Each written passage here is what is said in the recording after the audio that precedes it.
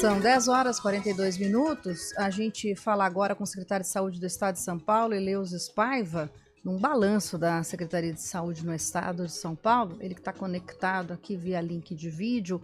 Olá, secretário, um bom dia. Bom dia, Carolina. Bom dia, Guilherme. Bom dia. Mas a saúde, né, aqui no Estado de São Paulo, esse ano foi realmente de muitos momentos que exigiu aí da Secretaria de Estado um aporte e também um diálogo maior, principalmente com a região de Campinas. Gostaria que a gente comentasse um pouco, para depois falar, claro, desses mutirões que foram realizados, cirurgias eletivas, que também tiveram, pela primeira vez na história, números extremamente consideráveis.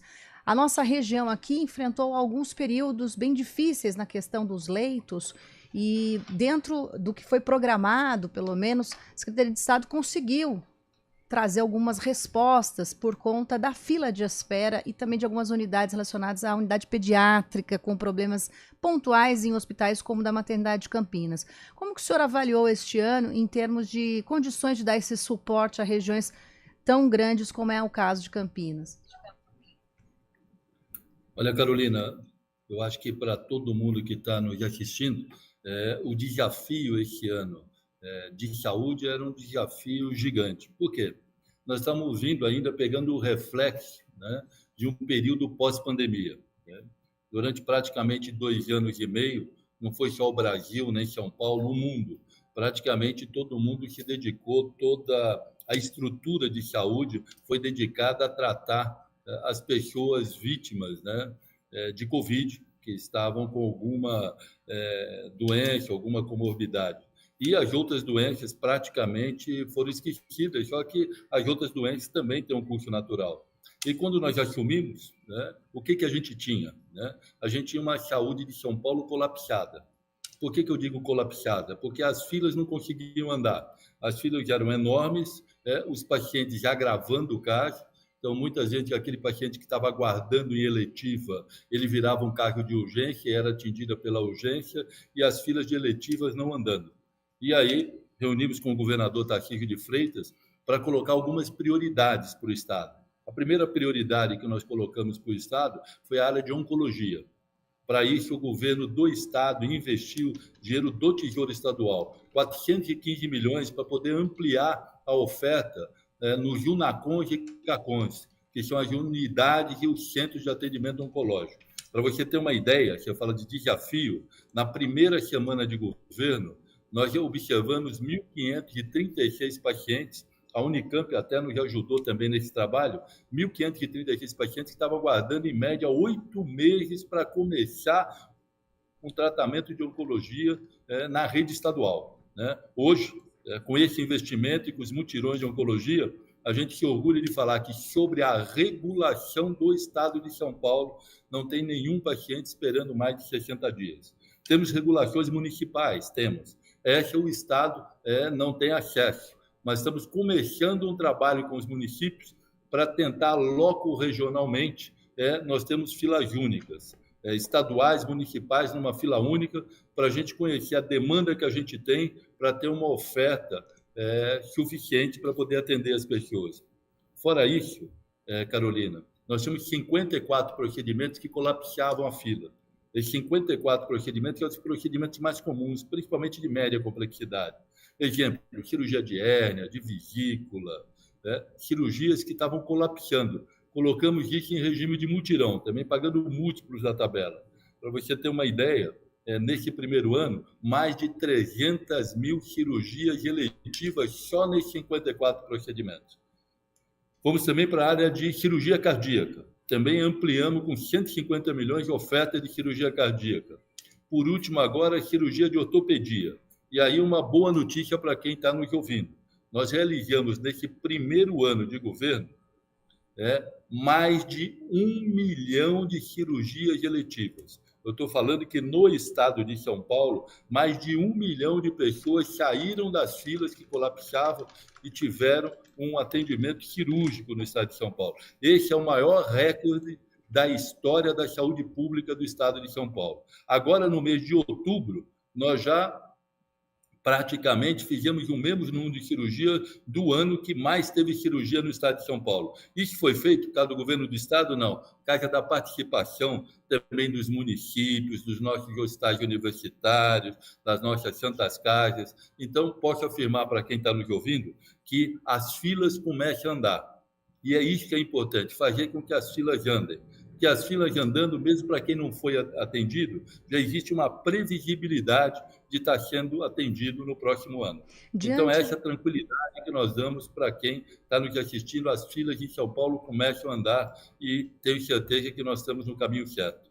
Fora isso, também para combater essas filas enormes, aumentamos mais de 1.500 leitos de oferta de serviço dentro do estado de São Paulo. São mais do que 7 hospitais aí de médio porte, sendo colocado a serviço da população, sem precisar pôr um tijolo, só ofertando e custeando de acordo com as necessidades. Diante deste cenário, há alguns meses os prefeitos da região pediram e solicitaram não só ao governo do estado, mas ao federal também, que de alguma maneira pudessem viabilizar um hospital regional, porque as cidades são tão próximas que acabam deixando as unidades de saúde superlotadas ou alguns hospitais específicos que são de fato referência. E alguns têm realmente serviços e tratamentos que são específicos. E aí houve então uma conversa e nessa negociação o que há de novidade sobre o hospital para suprir essa demanda da RMC?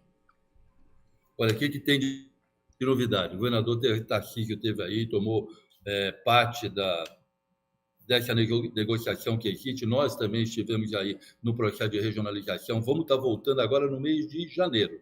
Janeiro nós vamos estar novamente reunidos com todos os municípios da região, reunido também com os prestadores de serviço, com os gestores, secretários municipais de saúde, qual que é o levantamento que o Estado está fazendo. Se nós formos olhar a taxa de ocupação dos hospitais de alta complexidade da região, por exemplo, Unicamp, taxa de ocupação está aí beirando os 100%, de vez em quando até ultrapassa.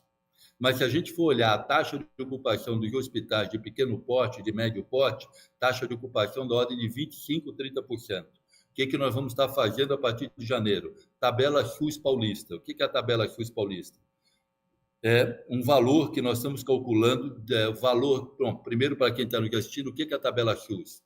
É o valor que o governo federal coloca de repasse para estados, municípios, para os hospitais que atendem SUS, de estar pagando por procedimento que é realizado nesses hospitais. Só que essa tabela não tem reajuste há 20 anos.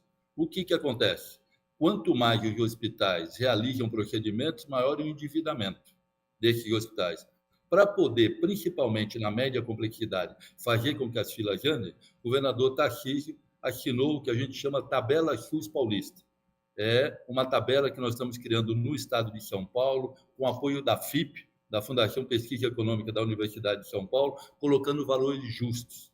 E nós acreditamos que, a partir do momento que nós temos valores justos, esses hospitais de médio e pequeno porte, que estão com baixa taxa de ocupação, vão ter um incentivo para crescer. Nós acreditamos que só na região de Campinas nós devemos ter aí uma oferta de mais de 1.000 leitos em toda a DRS da região de Campinas. E isso deve desafogar e muito as filas que nós temos nos hospitais de alta e média complexidade. Nós vamos estar medindo isso até o meio do ano.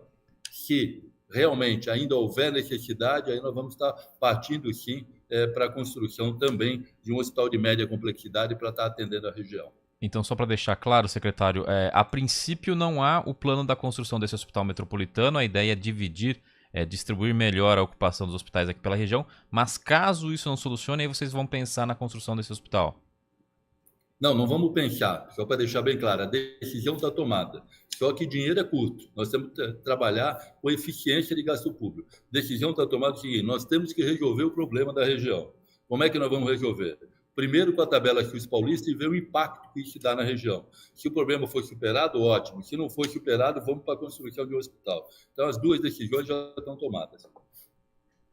Agora, com relação ao foco no atendimento e também em verbas, o senhor está falando de alguns repasses, mas tem verba específica, por exemplo, para o Hospital Filantrópico, para a região de Campinas, por exemplo, ou Santas Casas? A gente teve o caso da maternidade de Campinas, que teve um colapso realmente no âmbito financeiro depois de muitos anos que já vinha, assim, de um problema, e existem pontualmente repasses específicos ou não? Vai o que está no contrato? Não, tem realmente repasses específicos. O primeiro que nós acabamos de falar, né? Vamos ver, por exemplo, o caso da maternidade de Campinas. Maternidade de Campinas, e que veja o quão grave e difícil da gente analisar. Tabela SUS, paga pelo governo federal, 18, 20 anos sem reajuste. Eu vou dar números para vocês. Por exemplo, um parto realizado aí pela maternidade de Campinas. Esse parto, o SUS remunera a maternidade e algo em torno de R$ 400 por parto.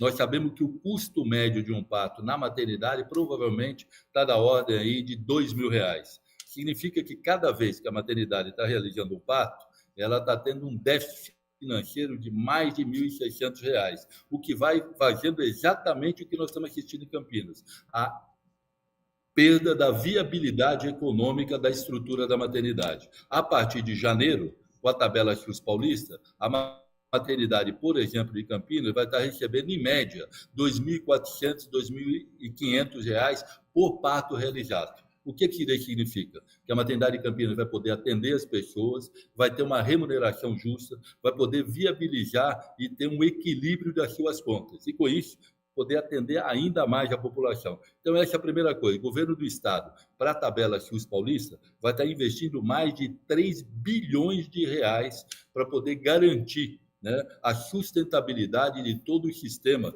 das filantrópicas no estado de São Paulo, que é extremamente importante. Garantir, por exemplo, a viabilidade da maternidade de Campinas.